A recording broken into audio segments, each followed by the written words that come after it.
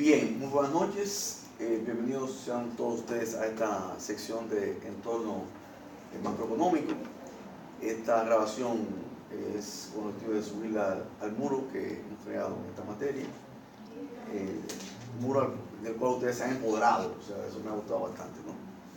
Esa es la idea de esto, y podamos seguir interactuando en el futuro. Entonces, vamos a hablar de las crisis económicas, ¿no? Primeramente, siempre una mención de la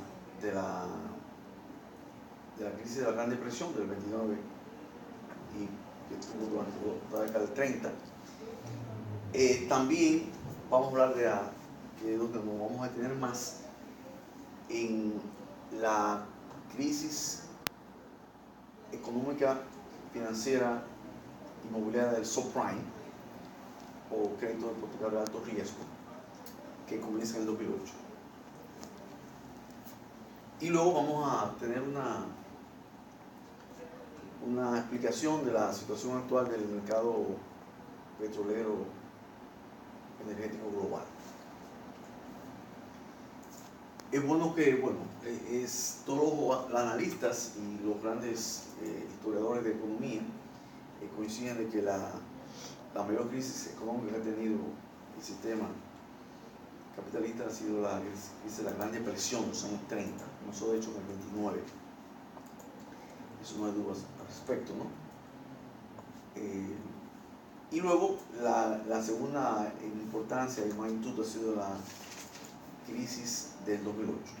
Ahora bien, dentro de esas dos grandes crisis, es bueno que mencionemos otras crisis de menor magnitud, pero también relevantes, como la crisis de los bonos basura, de los famosos junk bonds del año 1980. Luego, en los años de la década de los 90, tenemos la crisis del tequila de México, la crisis asiática, que comienza con la devaluación de la moneda tailandesa, la crisis rusa, que llamamos también la crisis del rublo, la crisis brasileña también, en la década del 90. Luego, ya arribando al año 2000, tenemos la crisis de la burbuja tecnológica. Luego, el 11 de septiembre de 2001, recuerden qué pasó, las Torres Gemelas, ¿no? El 11 de septiembre, entonces ahí comienza otra gran crisis, que de una u otra forma induce la crisis alimentaria también de esa década. Y luego comienza un periodo de holgura, donde realmente el sistema acumula liquidez bastante y exceso de liquidez, y esto se extiende hasta el 2008, el último cuatrimestre del 2008, cuando estalla la crisis del subprime. Resulta que con todo el tema de exceso de liquidez, los bancos se sobreexcedieron en las facilidades, y sobre todo ese famoso mercado de los bonos, los créditos de alto riesgo hipotecarios, el llamado subprime. Es un mercado que, así como hay un mercado que compra la deuda soberana, la deuda externa de los países, así hay un mercado que es bancos, instituciones financieras que adquieren y conceden créditos a tanto personas físicas como jurídicas que no califican.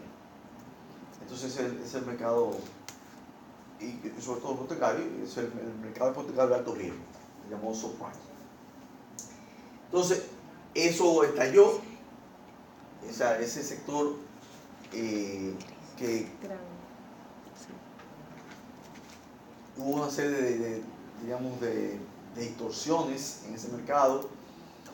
Recordemos que en ese momento, en ese contexto, estamos hablando ya del último cuatrienio de la administración Bush, y de hecho el último año de la administración Bush, donde esta administración estuvo enfocada y estuvo obsesionada por la guerra de Irak, y donde invertía alrededor de $10.000 millones en Irak. Entonces, esa era la prioridad 1A de esa economía y de esa administración. Y como dice el profesor Samuelson, primer premio Nobel de Economía, en economía ahí está el dilema de las decisiones de dónde invertir más, qué priorizar más en economía, en las tomas de decisiones, o en alimentos o en armamentos. El famoso dilema mantequilla, armas. Entonces, la administración Bush estuvo obsesionada con el tema del armamento y la guerra de Irak, y en gran parte descuidó la economía y sobre todo el sector financiero lo dejó al laissez-faire, dejar hacer.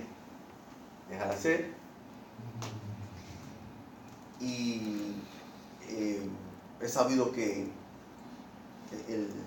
había sectores, o sea, en ese sector había instituciones que daban todo ese de financiamiento sin ningún tipo de inicial.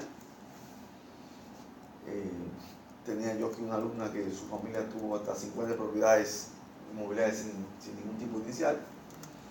Entonces, cuando estalla la crisis, obviamente esa firma, esa compañía, esa joven, de su familia, tuvo que entregar las propiedades al banco, y el banco le quitó el crédito por 7 años. Esa historia la he leído yo ya en varias familias, varias firmas. Entonces, ahí estalló la crisis del subprime.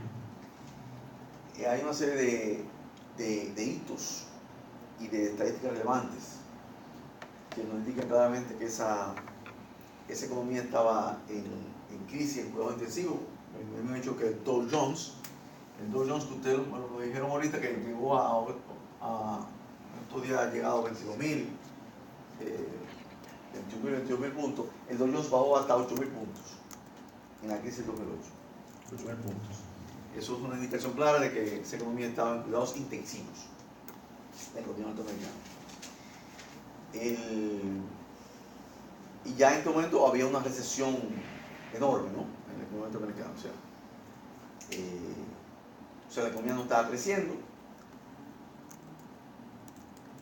Cuando no está creciendo y la gente no reacciona a ningún tipo de los famosos sales, o sea, los descuentos. Es bueno que ustedes sepan, y eso para hablar más tarde también, la economía norteamericana es una economía básicamente de consumo. O sea, el 70% del PIB de Estados Unidos es consumo. Entonces, por eso es tan sensible cuando los consumidores no están gastando. Ustedes han oído muy bien hablar de que esa es una sociedad de consumo. Quiere decir que la expansión de la economía depende mucho del consumo, de que los consumidores reaccionen justamente al mercado de esa manera. Entonces, el Dow Jones bajó a ese nivel. Como la economía estaba completamente en recesión, y ahí en este contexto ya entonces llegó el presidente Barack Obama, ganó las elecciones, y lo primero que hizo fue introdujo al Congreso un paquete de estímulo económico por $700.000 millones.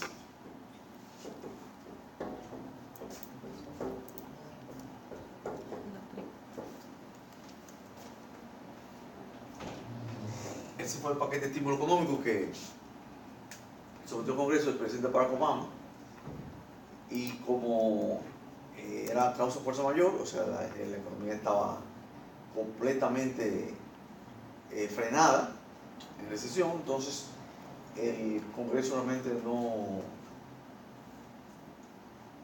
dio muchas vueltas y aprobó realmente este paquete de estímulo económico. Otros hechos relevantes, bueno, por esa razón fue que a muchas de sus familias, en mi familia, muchas cantidad de personas me han dicho, así sin preguntar mucho, que recibieron de $500 a $1,000, ¿no? Cada familia. La idea era justamente darle dinamismo al medio circulante. Ustedes saben que cuando una economía está en crisis, los primeros que protestan, los primeros que lo sienten son los emprendedores, los empresarios. ¿Por qué? Porque vienen de la calle. Y si no hay ventas suficientes, entonces ellos hablan de que no hay circulante. Ellos dicen no hay medio circulante. Entonces, por eso los gobiernos, lo primero que tienen que hacer siempre es monitorear que el medio circulante tenga un ritmo adecuado, ¿no? Que las ventas tengan fluidez, de manera que la economía pueda fluir bien y no se detenga, o sea, y que la economía pueda crecer. Si los empresarios no sienten que el medio circulante se mueve, literalmente, entonces ya quiere decir que la economía puede estar entrando en una recesión. Bien, entonces el Congreso aprobó ese paquete de estímulo económico. También otros hechos relevantes fueron que el Estado norteamericano tuvo que organizar una operación de salvataje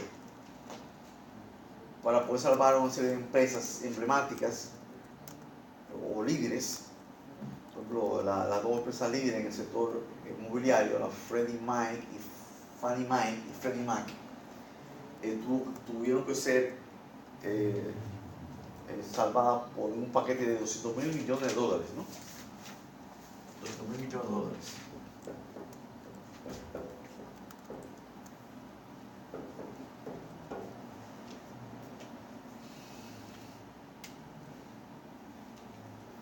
También tuvo un problema que tuvo que ser,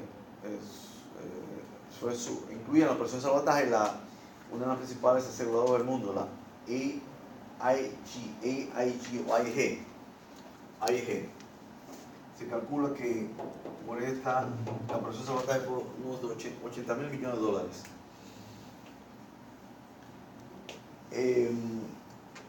Por otro lado, el Lehman Brothers, el cuarto banco de inversión más grande del mundo, tuvo que ponerse a la ley de bancarrota, capítulo 11 de la ley de bancarrota, que permite una reestructuración. Merrill Lynch, la casa de corretaje más grande del mundo, también estaba quebrada y tuvo que ser absorbida por el Bank of America, un banco privado, pero para que no sucumbiera.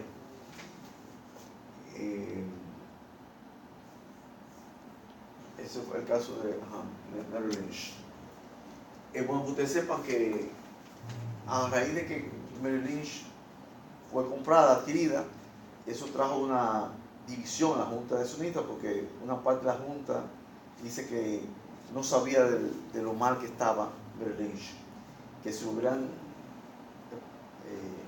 informado realmente de la situación económica pésima que estaba Merrill Lynch, no hubieran dado su aprobación para su compra, y por eso una parte de la Junta sometió a la otra a la justicia por esa situación.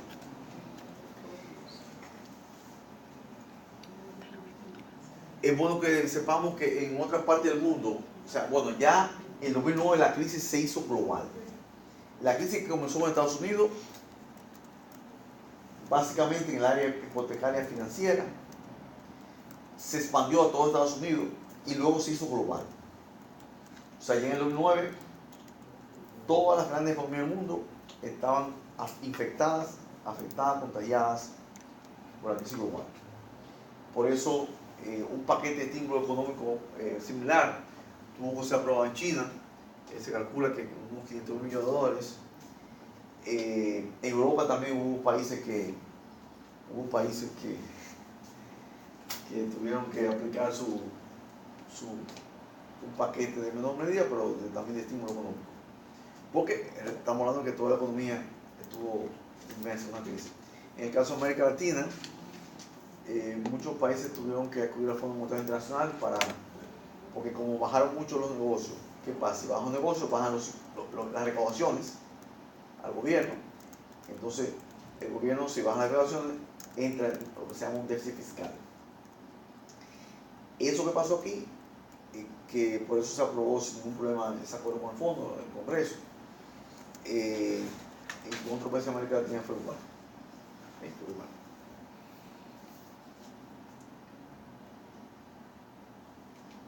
Bueno, la crisis se extendió todo el 2009, pero ya en el 2010 también hay que mencionar que hubo, gracias a una serie de coordinación de política económica y de política cambiaria de los bancos centrales, realmente.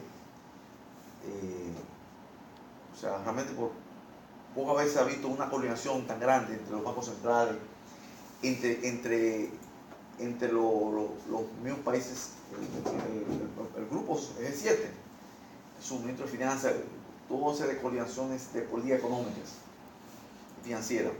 Y todo eso, merced a todo esto, pues entonces ya para el 2010 se pudo anunciar oficialmente que a mediados del 2010 que el mundo había salido de la crisis global. Sin embargo, no había terminado en el 2010 cuando el mundo supo del déficit colosal y astronómico fiscal que tenía Grecia. Porque fundamentalmente se entiende que ocultó gastos militares y entonces ahí estalló la crisis de Grecia, que fue fundamentalmente en este caso una crisis fiscal. Comenzó con una crisis fiscal y como Grecia tenía, y luego obviamente afectó toda la área financiera y bancaria y por eso,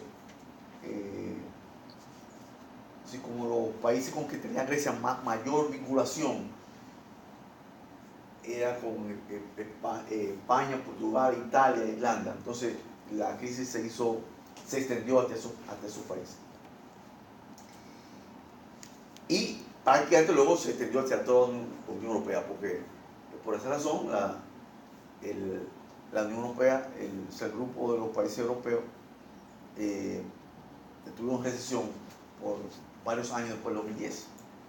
O sea que realmente afectó a todo el bloque.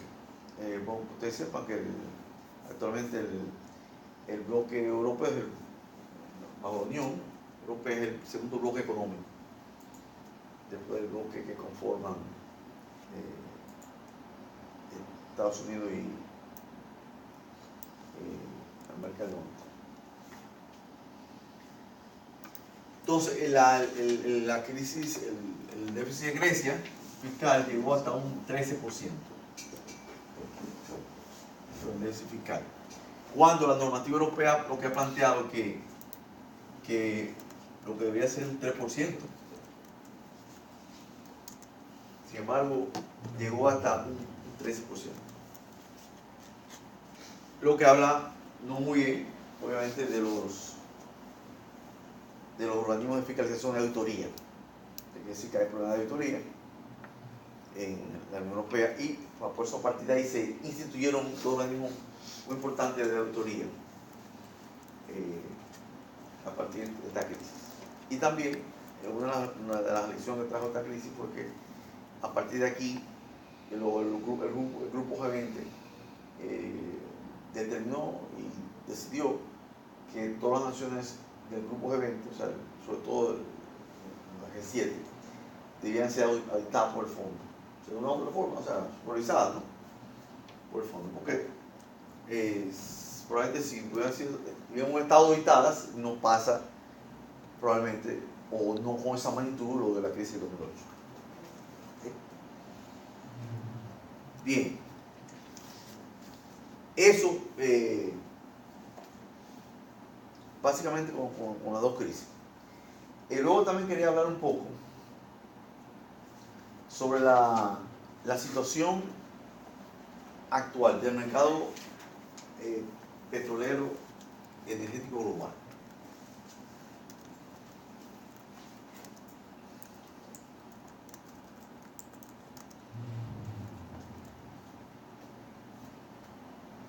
Ustedes recuerdan que nosotros asistimos a precios del petróleo por encima de $100, ¿no? Por muchos años. Muchos años. Sin embargo, eso de repente ustedes vieron que se desplomó ese mercado.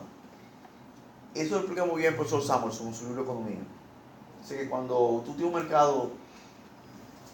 mercado con altos precios, eso se convierte en un néctar. Un néctar que hace que muchos competidores quieran entrar a ese mercado, bueno, porque como ustedes ven por aquella gráfica del puro empresario, cuando los precios son altos, entonces eso posibilita que haya altos márgenes de ganancia, ¿no? Entonces eso pasó con ese mercado. Entraron los competidores, incluyendo Estados Unidos, que entró con el petróleo de esquisto y la tecnología fracking, que es la tecnología de exploración en aguas profundas. También entró Irán, que tenía una serie de sanciones económicas y ya entró también como competidor. Y los competidores que habían, lo que ya tradicionalmente, pues también aumentaron su capacidad de producción. Entonces todo eso provocó un exceso en ese mercado. Un exceso de oferta y demanda. Recuerden que las gráficas que en principio hablamos de demanda y oferta.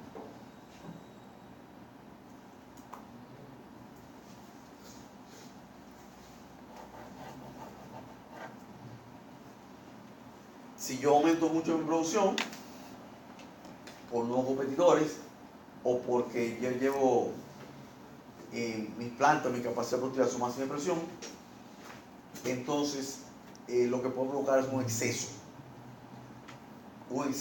de oferta, un exceso de producción. Eso fue lo que pasó en ese mercado y hubo exceso de oferta, manteniéndose la demanda relativamente igual, entonces lo que provoca es un colapso en los precios. Colapso en los precios. Por eso la actividad empresarial es realmente de mucho riesgo. Sobre todo en los mercados internacionales cuando hay factores que no dependen de una empresa. Son situaciones internacionales que no dependen de uno. Y esa es la razón fundamental de la crisis en Venezuela. O sea, ahora mismo Venezuela está vendiendo su precio, o sea, su petróleo por debajo de su costo de producción. Y eso ustedes saben que eso no aguanta ningún competidor, ninguna empresa aguanta vender por debajo del costo. Porque ustedes saben lo que pasa, eso quiebra. Y los países no quiebran en el sentido que no desaparecen los países. O sea, Venezuela no va a desaparecer, pero sí quiebra su refinería. O sea, su refinería está quebrada porque ellos no hay forma de que puedan vender a ese precio. Son pocos países, bueno, hay países que diríamos tan cómodos, por ejemplo el caso de Arabia Saudita. El costo de producción de Arabia Saudita es de $10. $10 el costo de producción. ¿Por qué? Por el hecho que tiene una tecnología mucho más tradicional. Y además tengo entendido que el petróleo prácticamente lo toman. O sea, no es como un petróleo de agua profunda, eso es un petróleo que dice que lo toma fácil, prácticamente a la faz de la tierra. Entonces ellos tienen un costo de producción de $10 y cuando ellos, todos esos competidores entraron, dijeron, bueno, va a llegar un momento que el petróleo va a colapsar y nosotros entonces veremos caer a muchos países. Se han hecho esfuerzos por parte de OPEP, en relación con OPEP y Rusia. Rusia es realmente el principal país productor del mundo de petróleo. Más que OPEP, o sea, con bloque económico. Pero como país, el principal productor del mundo, las mayores reservas del mundo de petróleo tiene Rusia. El productor, pues las reservas las tiene Venezuela. Es bueno que ustedes sepan eso. La mayor reserva del mundo de petróleo tiene Venezuela. Ahora, como productor, una cosa es lo que usted tenga como reserva. Ahora, como usted produce en una planta, entonces, en este caso Rusia es el principal productor del mundo de petróleo, y a su vez Rusia tiene la mayor reserva de gas natural. gas natural, sí, gas natural. Sí, gas natural.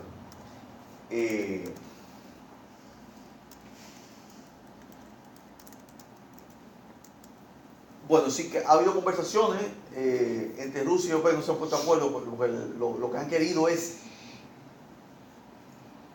congelar la producción. O sea, con tal de que el precio no siga cayendo, ¿no? Lo que han querido es que ponerse de acuerdo en relación a no aumentar la producción, pero no han llegado a acuerdo. Igualmente, internamente, entre los miembros de OPEC, no han llegado a acuerdo en congelar la producción. Y por eso el precio no hay forma que suba más. ¿Okay?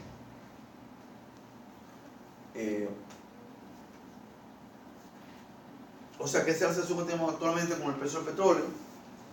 Es una situación que pinta de que vamos a tener todavía unos meses más, mucho largos, con precios muy por debajo de $100. Eso obviamente hasta Rusia le ha dado problemas, porque Rusia, gran parte de los ingresos de divisa de Rusia es por el petróleo y otros países más, ni hablar de Venezuela. Pero ellos no se ponen de acuerdo en relación a eso. Ok, porque tampoco no es tan fácil, ¿no? Ponerse de acuerdo, porque tú congelar tu producción de una u otra forma quiere decir que tú al producir menos vas a generar menos ingresos. Si produces menos ingresos, entonces tú tienes problemas por el lado de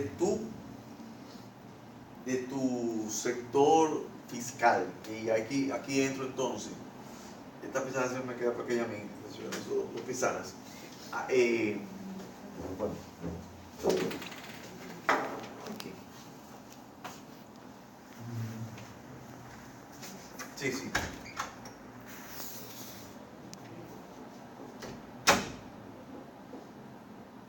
El sector fiscal, muy importante, que es el gobierno, ¿eh? Gobierno, gasto menos impuestos, más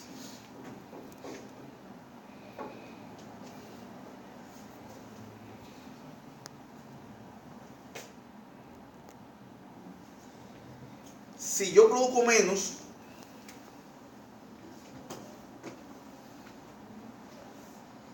quiere decir que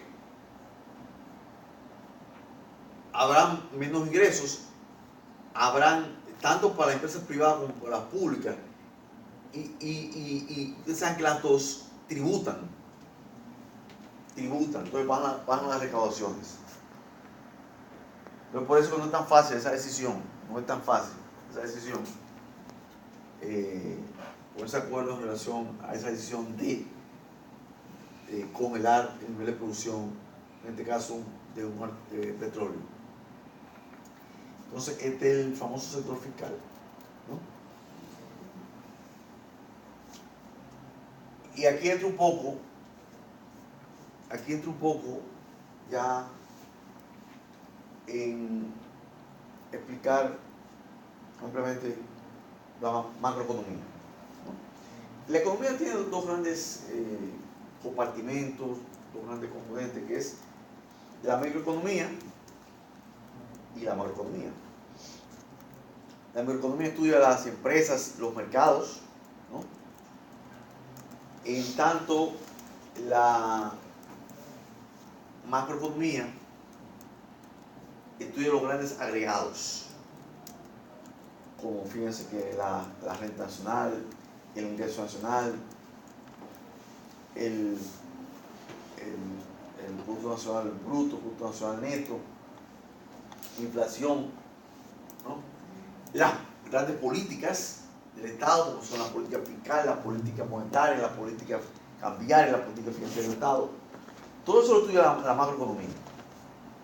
Eso es un objeto de estudio de la macroeconomía.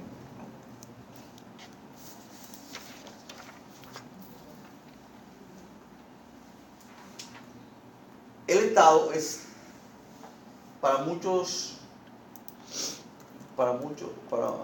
ya en práctica de consenso en la gestión pública de que el Estado se considera una gran empresa. No solo empresa, sino una gran empresa. Pero fíjese el tamaño del Estado. En cualquier país del mundo, aunque sea pequeño, un país como muy pequeño en relación a Francia, y aún así el Estado tiene muchas empresas grandes, por lo tanto es grande.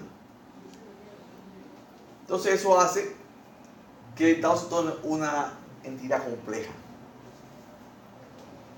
y requiera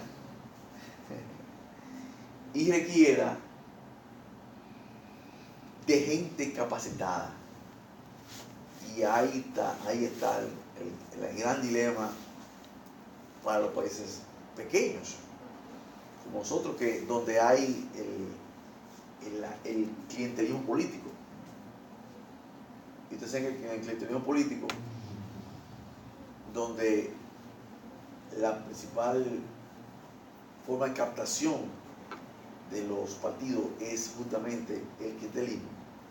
Eso hace que al Estado, aunque hay mucha gente capacitada en el Estado avanzado, por el caso como que nosotros, pero todavía llega mucha gente no por las capacidades. Entonces es un gran reto para el Estado, porque el Estado requiere de un personal altamente calificado, o sea, para poder manejarse, para poder administrarse el Estado, para poder avanzar en los grandes desafíos que tiene el Estado, la sociedad, cada vez más del Estado. ¿Por qué? Porque la sociedad demanda servicios de educación, salud, obras civiles, de servicios altamente especializados, ya en el área del gobierno electrónico. Entonces eso requiere cada vez más que el Estado tenga una burocracia altamente tecnificada. Por eso hay teóricos que hablan, yo tomo de hecho una materia, una de mis materias que se llama, con la Universidad de Madrid, que se llama el gobierno de la economía. Que ahí lo que plantea es el matrimonio sin divorcio que tiene que darse entre el Estado y los mercados competitivos. En esencia ahí se plantea de que para que existan mercados competitivos tiene que haber un Estado altamente eficiente, obviamente. Y viceversa. Dice, no puede haber un Estado altamente eficiente si no hay mercados competitivos. O sea que también el sector privado está forzado a ser eficiente. Si esa condición no se da, dice que nunca podremos tener mercados competitivos ni nunca podremos tener un Estado altamente eficiente. Y entonces, ¿qué pasa? Que para poder tener un Estado altamente eficiente, tenemos que tener las tres condiciones que habla de la Universidad Católica de Madrid para poder tener eso. Primero, que es una ley de servicio civil carrera administrativa fuerte. Entonces, ¿saben que eso implica que el Estado tiene que promover el ingreso de los ciudadanos en base a competencias, o sea, a concursos, y que los mantenga, o sea, después que lo invierte en ellos, que pueda tener capacidad de retenerlos. Sobre esa base entonces tendremos que tener, y luego la meritocracia que lo establece la Constitución. La meritocracia, o sea que los empleados del gobierno deberían estar poniéndose en base a meritocracia, o sea, en base a sus capacidades, a sus resultados, a su desempeño. Todo eso se plantea en la nueva gestión pública. Entonces, para eso tenemos que tener esa ley de servicio civil carrera fuerte. Aquí tenemos una ley, por suerte, una ley ya, pero que todavía hay debilidades. Y no tengo yo que esconderse usted, porque lo que pasa es que hay funcionarios aquí que, como dice el ministro de Educación Pública, que se consideran caciques y no quieren aplicar esa ley a sus ministerios. Eso que es una red. No solamente tener la ley, sino que en nuestro país tenemos leyes, muchas leyes, y muy buenas leyes, excelentes leyes, pero tenemos en la aplicación, la aplicabilidad. De hecho, un sociólogo leí hace un buen tiempo que decía que nos caracterizamos por eso. Esto no parece de los países que tienen esa característica, que tiene muchas leyes, pero cada vez con una más débil aplicabilidad. ¿Me entiendes? O sea, entonces quiere decir eso que nos sale el Congreso muy caro, porque tenemos un Congreso ahí que legisla algunas leyes, pero entonces no se aplican. Que de hecho es un Congreso bicameral, es de los pocos países en Centroamérica y Caribe que todavía tienen un Congreso bicameral, o sea que sale mucho más caro. Muchos países ya tienen, en mayoría de Centroamérica, son una sola cámara. O sea, mucho más común. ¿Sí? Entonces, la segunda condición que dice Carlos III de Madrid, que debe tener un país para tener una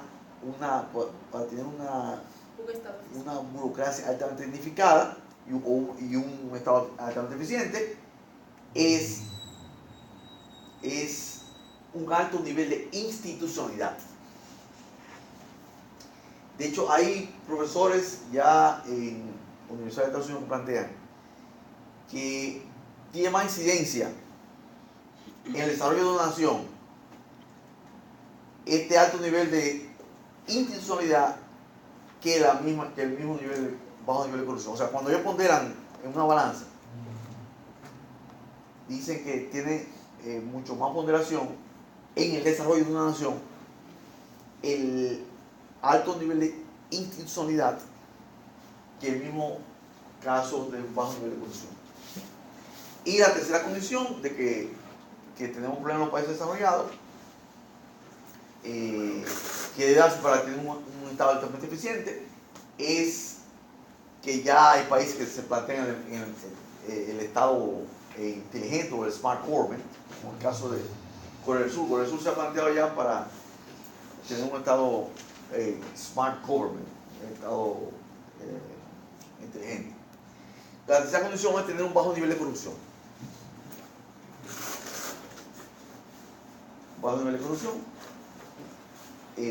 Fíjense que hay países como los países que están mejor entendidos son los países de Europa del Norte. Finlandia, por varios años, o varias veces, ha liderado el índice el más bajo nivel de corrupción. Finlandia. Y Finlandia al mismo tiempo sale como uno de los países con mayor nivel de desarrollo educativo. Fíjense la correlación, El de mayor nivel. Es el país donde el nivel de educación es el mejor del mundo. Ahí está, ¿usted ve? Fíjense la correlación, bajo nivel de corrupción y alto nivel educativo. Fíjense que, óigame, eso no falla. Eso no falla. En Finlandia dice que uno de los hobbies de los padres los fines de semana es salir a la biblioteca pública con sus hijos, digamos, uno de los hobbies. Uno de los hobbies. Que fue realmente algo que yo vi en Europa cuando yo estudié. O sea, yo de hecho yo era un fan. O sea, ese es mi hobby, un fin de semana. Me puse en la biblioteca. Hay una biblioteca que se llama Caralienco. Yo pasaba ahí un domingo entero, o un sábado, de 8 a 8. Y entonces, ¿qué pasa? Que en cualquier ciudad europea hay 4 o 5 bibliotecas. Entonces usted ve que la gente fluyendo. a eso. Entonces, dicen que en Finlandia eso es los hobbies que hay, ir con sus niños los fines de semana a las bibliotecas. O sea que realmente, señores, es una correlación que se explica por sí solo. Bajo nivel de corrupción, un alto nivel de educación.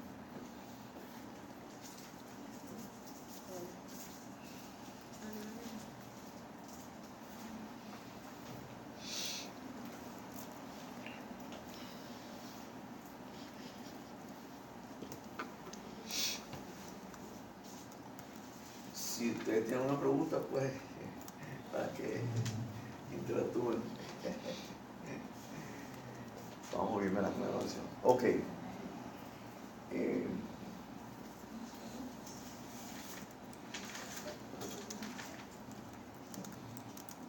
Bueno, sí, entonces estábamos en el tema de la macroeconomía, donde yo decía que la macroeconomía tiene que ver con las grandes políticas, ¿no? Política fiscal, política monetaria, política financiera. Ustedes saben que los bancos centrales tienen que ver con las políticas monetarias. El hecho del Banco Central es el rector de la política monetaria del país. Obviamente está en la ley 83-02, establece que es Junta Monetaria, Banco Central y ese banco, lo que tienen, eso es lo que se llama la Administración Monetaria Financiera, ¿no? Luego la política fiscal ya usualmente el Ministerio de Economía, Planificación y Desarrollo, juntamente con Hacienda. Bien, entonces miren, el Estado es que tiene la responsabilidad en la administración de la política macroeconómica. Y como ustedes ven aquí en esta ocasión, el Estado tiene que legislar políticas de manera económica, de manera que la demanda agregada esté estimulada, que es lo que todo el mismo derecho de la educación. Estimulado, pues, para que haya un nivel de producción adecuado, que es lo que está en el miembro izquierdo de la ecuación. Por tanto, la producción es un resultado de todo lo que está en el miembro derecho.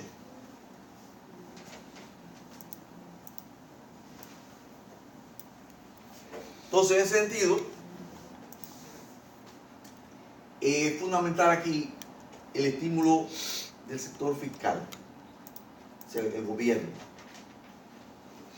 El gobierno. A través de políticas fiscales, de políticas tributarias también, ¿no?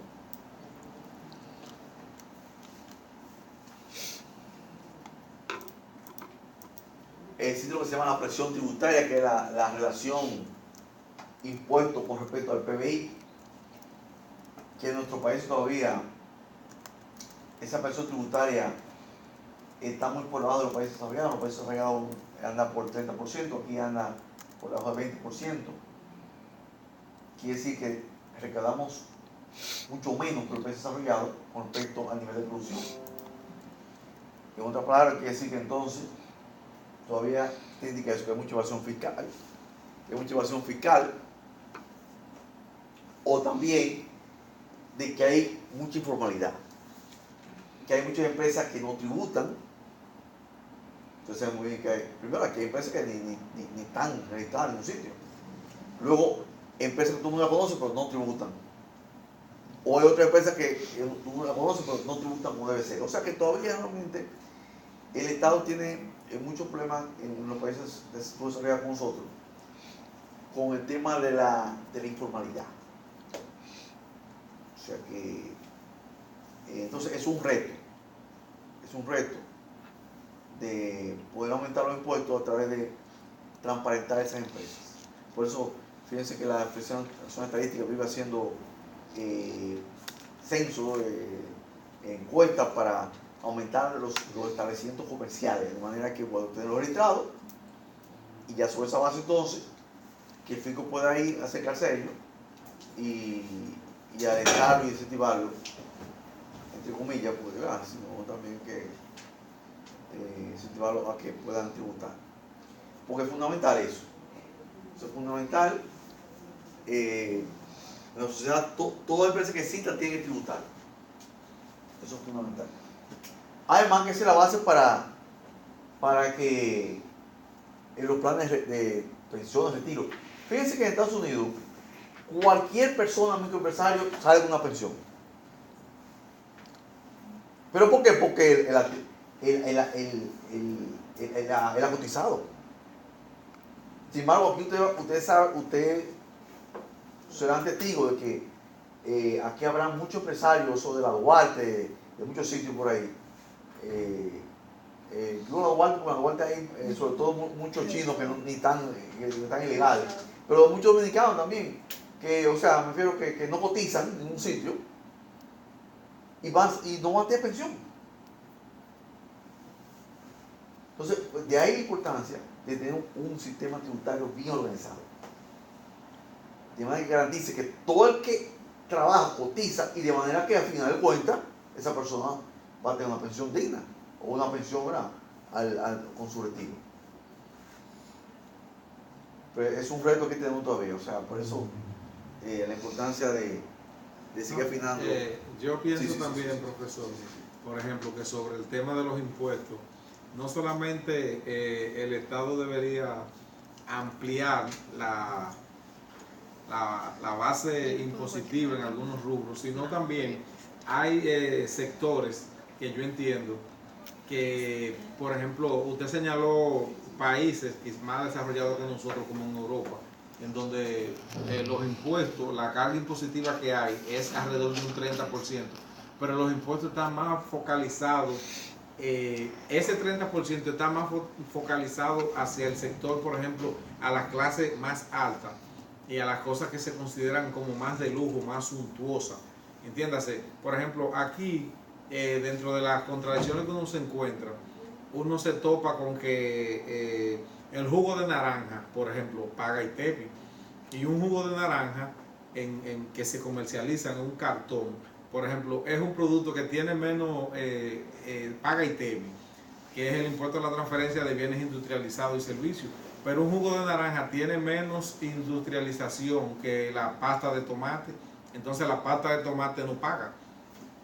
Igual, por ejemplo, o sea, la pasta de tomate ni el cachú paga, pero para que se dé una idea, viéndolo así, algo tan simple como que el cachú es un artículo más de lujo que un jugo de naranja, porque un jugo de naranja usted lo necesita para desayunar un niño, por ejemplo, para enviarlo a la escuela, pero el cachú, eso es ya cuando la mujer de uno está con una ñoñería que le busca un cachú, y no un cachú importado, ¿usted me entiende? O sea, hay una serie, yo en una ocasión participé así como una conferencia como la que fuimos allá abajo con usted, en donde se trataba ese tema de cómo, y aquí como usted señala, hay mucha gente muy capaz, muy preparado, que pueden hacer un trabajo dentro del Estado, un trabajo extraordinario, de meterse a ver, por ejemplo, y decir, bueno, esto hay que exonerarlo del ITEVI, pero esto sí hay que grabarlo. O sea, como tú te encuentras con que el arroz no paga ITEVI, pero entonces venden, por mencionar el caso, unos preparativos de unas paellas, que es un artículo prácticamente algo que es de lujo, y eso tampoco no paga ITEVI, pero eso sí debería pagar, porque ya, o eso debería pagar un impuesto selectivo al consumo, porque eso es algo como que es como un lujo que tú te quieres dar. Entonces, si tú puedes pagarlo, bueno, que tú lo hazlo, pero págalo. O sea, igual, así tú te pones a ver en otras cosas. Una gente va y compra un automóvil en $20,000 del 2017 y paga el mismo impuesto por la placa que el que compra un automóvil de $125,000. Mire a ver la diferencia. Si tú vas y compras un carro de $125,000, el gobierno debería grabarte con una mayor cantidad que un joven que compre su primer carro, un Chevy chiquitico de $20,000. El que pagó por un Porsche $120,000 tiene que pagar 10 veces más que el que compró el carrito, un hatchback chiquitico, que es su primer auto para terminar de ir a la universidad. Entonces así uno se pone a ver casos que debería realmente, que llaman a uno a la preocupación. Es verdad, para que el país se pueda desarrollar más, hay que pagar más impuestos, pero tienen que pagar más impuestos el que tiene dinero, y el que no tiene dinero tiene que pagar menos, o sea, hacer una mejor distribución. Sí, entendí lo que decía. Y realmente eso es lo que se llama la progresividad en el sistema tributario. O sea, que el sistema tributario debe fomentar a que el que tribute más el que tenga más ingresos. El que tiene más. Y sin embargo, los estudiosos aquí dicen que todavía el monto es regresivo. Donde el que paga más es el que percibe menos ingresos, obviamente. O sea que son uno de los grandes retos que tiene la administración tributaria. Hacer que el sistema se transfiera o se pueda convertirse de regresivo a progresivo.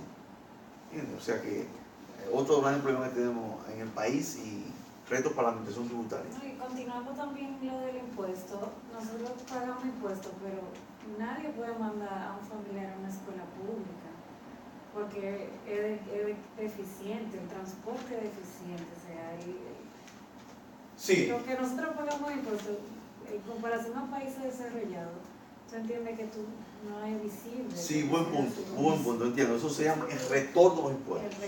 El retorno. Porque si bien en Estados Unidos, por ejemplo, yo tengo primos que son médicos, el médico considera que la persona gana mañana en Estados Unidos, ellos pagan, y siempre ellos protestan, porque todo el mundo protesta cuando paga impuestos, pero porque su naturaleza, el nombre lo dice, es impuesto. Bueno, exactamente. Pero ¿qué pasa? Esos mismos médicos que tienen sus hijos, o sea, que ganan, ¿verdad? Y bien, Sí. tienen sus hijos en escuela pública. Claro. Que eso que usted dice, retorno de los impuestos. Yo tengo, Van a hospitales públicos. Rafael, Cogen tren, guagua, todos. Rafael, yo tengo un compañero, O sea, que ese gran problema que tenemos aquí nosotros, el retorno de los impuestos. un amigo de cuando yo estudié la primera vez, que él en el 2015, él ganó en ese año más de $150,000 en el año, que es una cantidad de dinero Allá. considerable, sí, en Estados Unidos. Él es gerente de una división de ventas de vehículos y su hija está en una escuela pública. Que estudió con usted.